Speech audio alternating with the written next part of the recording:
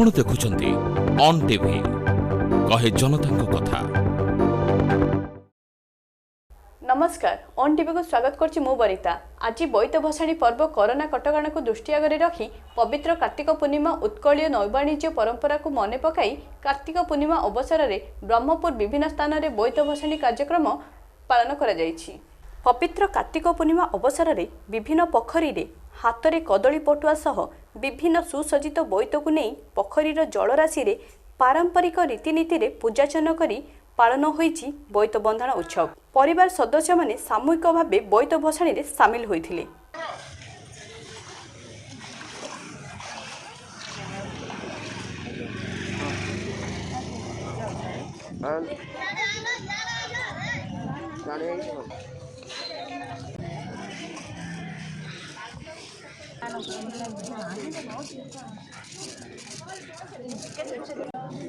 आसिबा परवर्ती खबर। विश्व मधुमेह दिवस एवं जातीय फार्मासी सप्ताह अवसर में ब्रह्मपुर स्थित diabetes and endocare clinic Roland pharmacy college तरफ डॉक्टर सुनील कोटा अध्यक्षता एक सचेतनता पदयात्रा आयोजित हो जाइछि। उक्त कार्यक्रम में मुख्य अतिथि भाव ब्रह्मपुर सांसद श्रीजुक्त चंद्रशेखर साहू जोगदे समस्त को उत्साहित करथिले। सेही भली सम्मानित अतिथि भावे माननीय ब्रह्मपुर विधायक Vikram Kumar Panda, Brahmapur municipality commissioner doctor Siddheswar Balaram Bandar, Brahmapur उपजिलापाल भी कीर्तिभाषण एवं ब्रह्मपुर एलआईसी उपखंडर senior divisional manager Srikanth Dora उपस्थित होइथिले। एही पदयात्रा रे प्रायतः 200 रु अधिक लोक जोग देइथिले। श्रीजुक्त चंद्रशेखर साहू सुस्थ जीवन यापन पाई नियमित व्यायाम तथा सठिक जीवन शैली उपरे गुरुत्वारोप करथिले।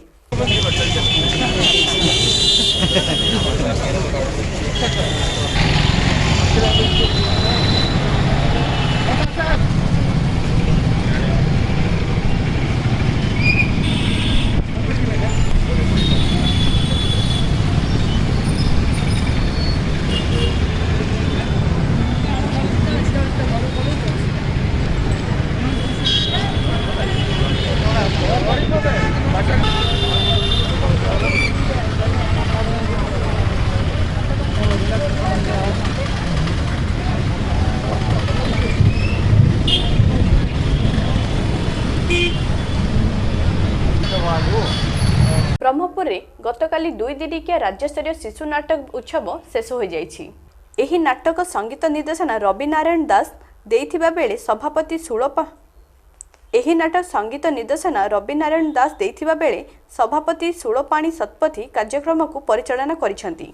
गतकालीर नाटक को सुबोध पट्टनायक, रवि नारायण बेहेरा, रामचंद्र सासमल, डॉक्टर त्रिपति साहू पर्यवेक्षक भावे जोग देइथिबा बेले रवींद्र बारिक, पद्मचरण साहू, सुनील कुमार स्वाई, प्रताप चंद्र महापात्र, भावग्राही पाल, दीनबंधु सतपथी, जयंती मिश्र, बाबुला महापात्र, उषाराणी प्रमुख सहयोग करथिले।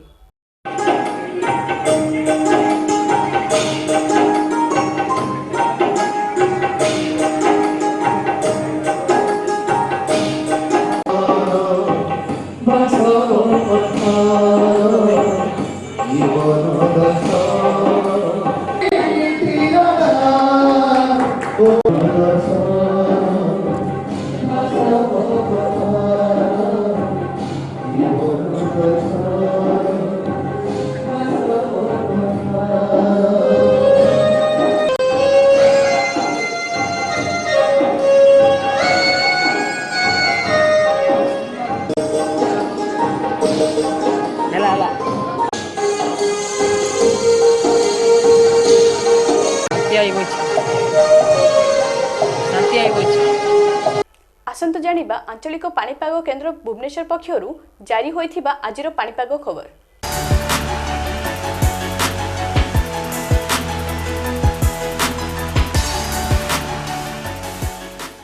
19 नवंबर पिछले 24 घंटा में मोस्टली ड्राई वेदर ही था। मिनिमम टेम्परेचर में ज़्यादा चेंजेस नहीं है। Lowest minimum temperature Keonjhar and Phulbani ये दोनों जगह में हुआ है। प्लेन्स एरिया में 16.5 degree Celsius, Daringbadi hill station में 12.5 डिग्री सेल्सियस था। भुवनेश्वर सिटी में 19.8 डिग्री सेल्सियस रिकॉर्ड हुआ है। अभी हमारा जो कल depression south west bay of Bengal में था वो आज 3 से 4 बजे का अंदर क्रॉस किया है north Tamil Nadu adjoining Andhra Pradesh coast. और अभी हमारा इसका लोकेशन नॉर्थ तमिलनाडु में ही है। इसका हमारा डायरेक्ट प्रभाव कुछ नहीं है, बट डिप्रेशन का एसोसिएटेड जो साइक्लोनिक सर्कुलेशन है एट 1.5 किलोमीटर्स में हमारा एक ट्रफ लाइन, वो साइक्लोनिक सर्कुलेशन से एट 1.5 किलोमीटर में एक trough line into the Orissa तक है अक्रॉस आंध्र प्रदेश। तो इसका प्रभाव में अभी अगला 2-3 दिन में हमारा क्लाउडीनेस धीरे धीरे इंक्रीज करेगा और बारिश भी कुछ कुछ एरिया में होने का चांसेस है। जैसे अगला 24 आवर्स में मेनली मालकानगिरी, कोरापुट, नवरंगपुर, कलाहांडी, रायगढ़, कंधमाल, गजपति, गंजाम, पुरी, ये सब डिस्ट्रिक्ट में एक दो जगह करके हल्का से मध्यम बारिश का चांसेस है और बाकी डिस्ट्रिक्ट्स में ड्राई वेदर रहेगा। बट कल 20th को हमारा मालकानगिरी, कोरापुट, नवरंगपुर, रायगढ़, गजपति ये सब डिस्ट्रिक्ट्स में कुछ कुछ स्थानों पर और बाकी साउथ उड़ीसा का डिस्ट्रिक्ट्स में भी एक दो जगह करके हल्का से मध्यम बारिश होगा। नॉर्थ उड़ीसा में मोस्टली ड्राई वेदर रहेगा। और 21st एंड 22nd में मोस्ट ऑफ द हमारा उड़ीसा का मोस्ट ऑफ द डिस्ट्रिक्ट्स में कुछ कुछ स्थानों पर हल्का से मध्यम बारिश होने का चांसेस है। 23rd में मालकानगिरी, कोरापुट, रायगढ़, गजपति, गंजाम, कंधमाल डिस्ट्रिक्ट्स में कुछ कुछ स्थानों पर, बाकी डिस्ट्रिक्ट्स में एक दो जगह पे बारिश होने का चांसेस है। 24th, 25th में बारिश धीरे धीरे और भी कम हो जाएगा। अभी हमारा भुवनेश्वर सिटी में mainly partly to generally cloudy sky होगा और भुवनेश्वर सिटी में भी हमारा 21st, 22nd इस पीरियड में बारिश, हल्का बारिश होने का चांसेस है। मिनिमम टेम्परेचर जो है क्लाउडीनेस इंक्रीज करेगा, तो क्लाउडीनेस इंक्रीज करने का वजह से मोस्ट ऑफ द प्लेसेस में अभी मिनिमम टेम्परेचर अगला 2-3 दिन में 2 to 3 डिग्री तक राइज करने का चांसेस है क्लाउडीनेस का वजह से। ओके।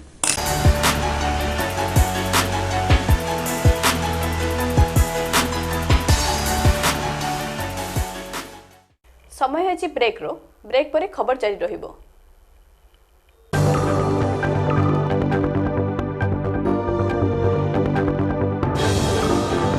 आपण देखुछंती ऑन टीवी कहे जनता कथा।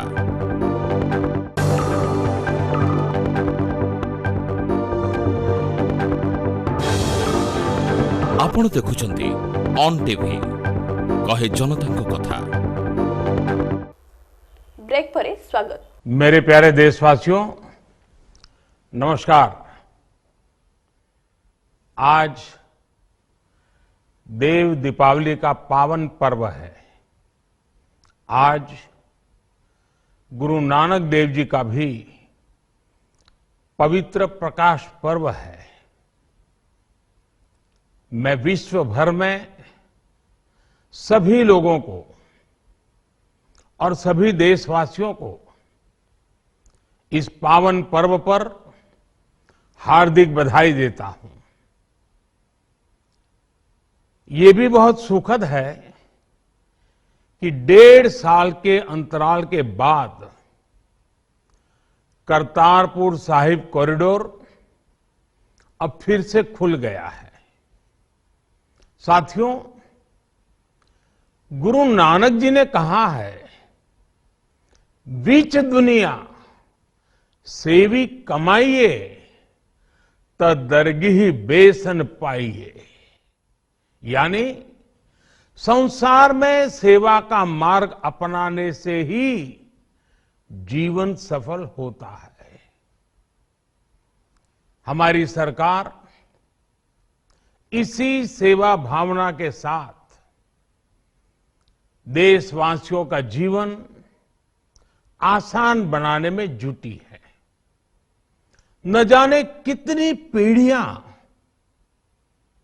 जिन सपनों को सच होते देखना चाहती थी, भारत आज उन सपनों को पूरा करने का भरपूर प्रयास कर रहा है। साथियों, अपने 5 दशक के सार्वजनिक जीवन में मैंने किसानों की परेशानियों को, उनकी चुनौतियों को बहुत करीब से देखा है, महसूस किया है।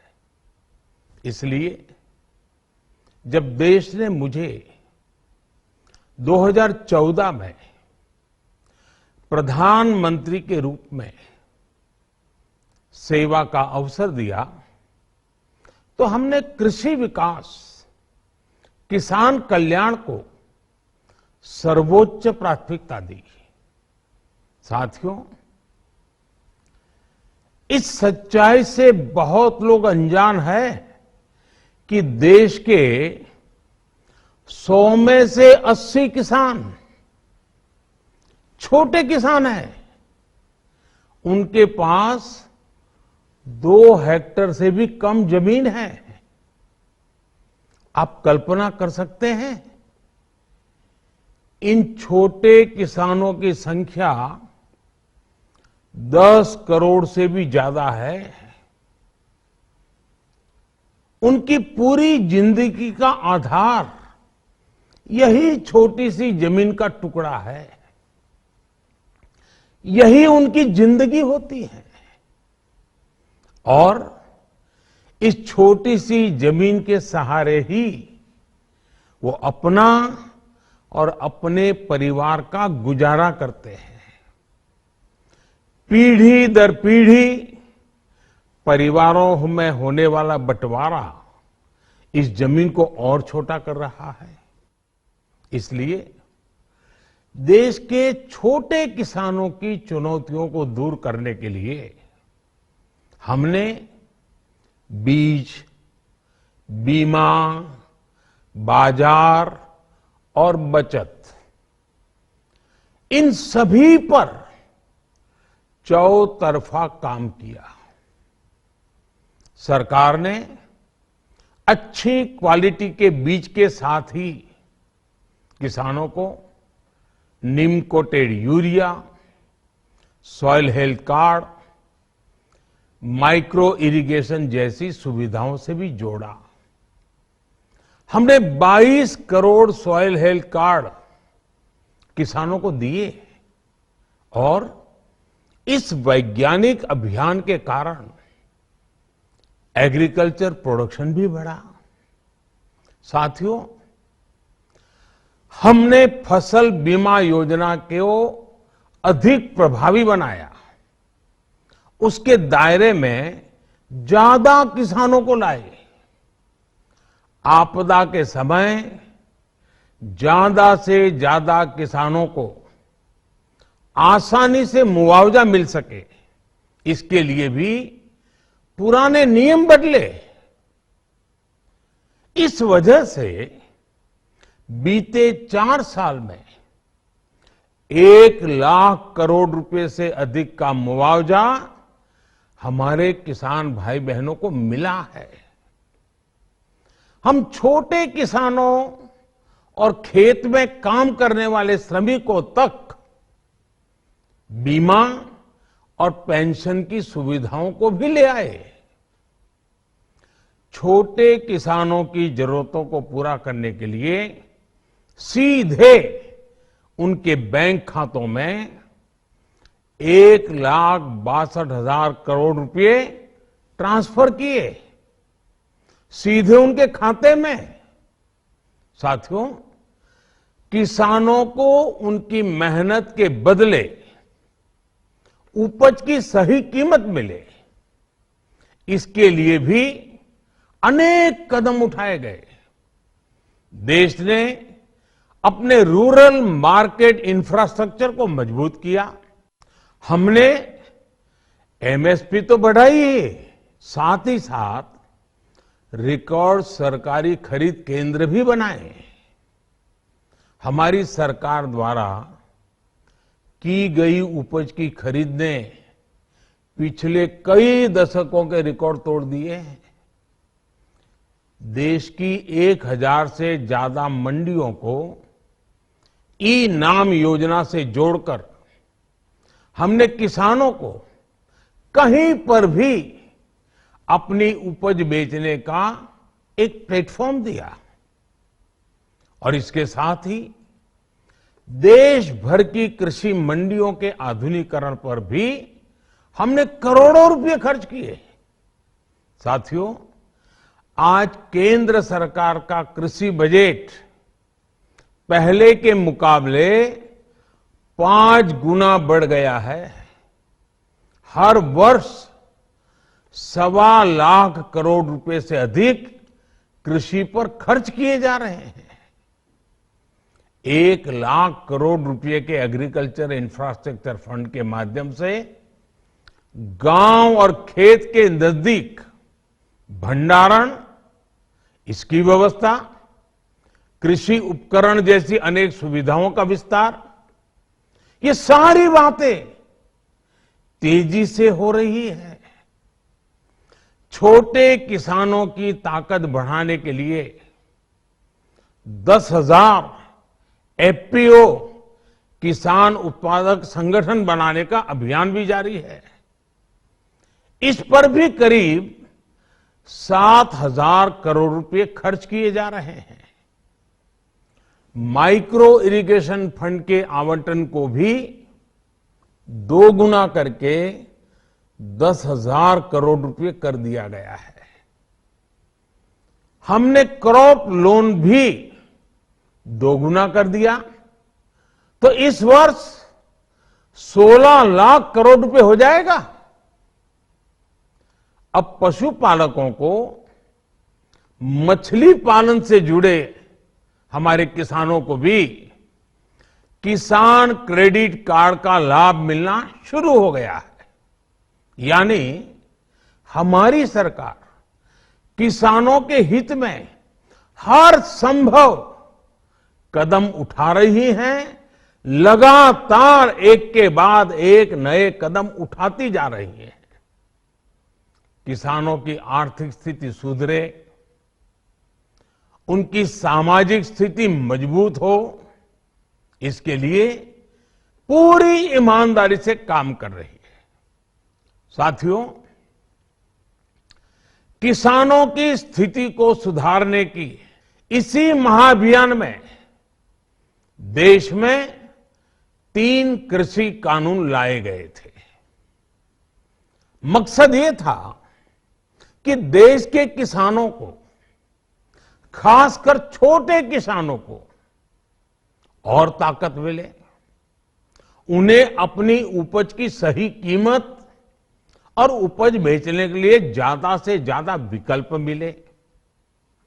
बरसों से ये मांग देश के किसान, देश के कृषि विशेषज्ञ, देश के कृषि अर्थशास्त्री, देश के किसान संगठन लगातार कर रहे थे। पहले भी कई सरकारों ने इस पर मंथन भी किया था। इस बार भी संसद में चर्चा हुई, मंथन हुआ और ये कानून लाए गए। देश के कोने कोने में कोटि कोटि किसानों ने, अनेक किसान संगठनों ने इसका स्वागत किया, समर्थन किया। मैं आज उन सभी का बहुत बहुत आभारी हूं, धन्यवाद करना चाहता हूं। साथियों, हमारी सरकार किसानों के कल्याण के लिए, खासकर छोटे किसानों के कल्याण के लिए, देश के कृषि जगत के हित में, देश के हित में, गांव गरीब के उज्जवल भविष्य के लिए पूरी सत्यनिष्ठा से, किसानों के प्रति पूर्ण समर्पण भाव से, नेक नियत से ये कानून लेकर आई थी। लेकिन इतनी पवित्र बात, पूर्ण रूप से शुद्ध किसानों के हित की बात, हम अपने प्रयासों के बावजूद कुछ किसानों को समझा नहीं पाए। भले ही किसानों का एक वर्ग ही विरोध कर रहा था, लेकिन फिर भी ये हमारे लिए महत्वपूर्ण था। कृषि अर्थशास्त्रियों ने, वैज्ञानिकों ने, प्रगतिशील किसानों ने भी उन्हें कृषि कानूनों के महत्व को समझाने का भरपूर प्रयास भी किया। हम पूरी विनम्रता से, खुले मन से उन्हें समझाते रहे। अनेक माध्यमों से व्यक्तिगत और सामूहिक बातचीत भी लगातार होती रही। हमने किसानों की बातों को, उनके तर्क को समझने में भी कोई कोर कसर बाकी नहीं छोड़ी। कानून के जिन प्रावधानों पर उन्हें ऐतराज था, सरकार उन्हें बदलने के लिए भी तैयार हो गई। 2 साल तक हमने इन कानूनों को सस्पेंड करने का भी प्रस्ताव दिया। इसी दौरान ये विषय माननीय सर्वोच्च न्यायालय के पास भी चला गया। ये सारी बातें देश के सामने है, इसलिए मैं इनके अधिक विस्तार में नहीं जाऊंगा। साथियों, मैं आज देशवासियों से क्षमा मांगते हुए सच्चे मन से और पवित्र हृदय से कहना चाहता हूं कि शायद हमारी तपस्या में ही कोई कमी रही होगी, जिसके कारण दिए के प्रकाश जैसा सत्य कुछ किसान भाइयों को हम समझा नहीं पाए। आज गुरु नानक देव जी का पवित्र प्रकाश पर्व है। ये समय किसी को भी दोष देने का नहीं है। आज मैं आपको, पूरे देश को ये बताने आया हूं कि हमने 3 कृषि कानूनों को वापस लेने का, रिपील करने का निर्णय लिया है। इस महीने के अंत में शुरू होने जा रहे संसद सत्र में, इसी महीने में, हम 3 कृषि कानूनों को रिपील करने की संवैधानिक प्रक्रिया को पूरा कर देंगे। साथियों, मैं आज अपने सभी आंदोलनरत किसान साथियों से आग्रह कर रहा हूं, आज गुरु पर्व का पवित्र दिन है। अब आप अपने अपने घर लौटे, अपने खेत में लौटे, अपने परिवार के बीच लौटे। आइए एक नई शुरुआत करते हैं, नए सिरे से आगे बढ़ते हैं। साथियों, आज ही सरकार ने कृषि क्षेत्र से जुड़ा एक और अहम फैसला लिया है। जीरो बजट खेती यानी प्राकृतिक खेती को बढ़ावा देने के लिए, देश की बदलती आवश्यकताओं को ध्यान में रखकर क्रॉप पैटर्न को वैज्ञानिक तरीके से बदलने के लिए एमएसपी को और अधिक प्रभावी और पारदर्शी बनाने के लिए, ऐसे सभी विषयों पर भविष्य को ध्यान में रखते हुए निर्णय लेने के लिए एक कमेटी का गठन किया जाएगा। इस कमेटी में केंद्र सरकार, राज्य सरकारों के प्रतिनिधि होंगे, किसान होंगे, कृषि वैज्ञानिक होंगे, कृषि अर्थशास्त्री होंगे। साथियों, हमारी सरकार किसानों के हित में काम करती रही है और आगे भी करती रहेगी। मैं गुरु गोविंद सिंह जी की भावना में अपनी बात समाप्त करूंगा। देहि शिवावर मोहे इहे, शुभ कर्मन ते कबहू न टरो। हे देवी, मुझे ये वर दीजिए कि मैं शुभ कर्म करने से कभी पीछे ना हटूं। जो किया किसानों के लिए किया, जो कर रहा हूं देश के लिए कर रहा हूं। आप सभी के आशीर्वाद से मैंने मेहनत में पहले भी कोई कमी नहीं की थी। आज मैं आपको विश्वास दिलाता हूं कि अब और ज्यादा मेहनत करूंगा, ताकि आपके सपने साकार हो सके, देश के सपने साकार हो सके। आपका बहुत बहुत धन्यवाद। नमस्कार। समय चर्ची न्यूज को एठी रखुची। नमस्कार।